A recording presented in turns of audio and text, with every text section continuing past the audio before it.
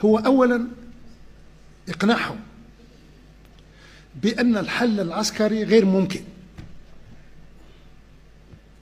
في الساحل والصحراء وبالخصوص في مالي، لأن الحل العسكري جرب في الماضي 3 مرات وفشل، ولهذا كانت فيها 4 وساطات، لأن كلما جاء حكم عسكري في مالي إلا وبدا له أن الحل عسكري ممكن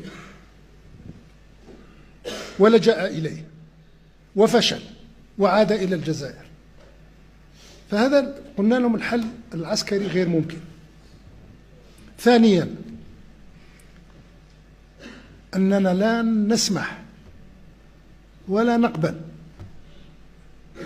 كجزائريين بأن تحول حركات سياسية كانت أطراف موقعة على اتفاق الجزائر أن تحول بين ليلة وضحاها إلى عصابات إرهابية.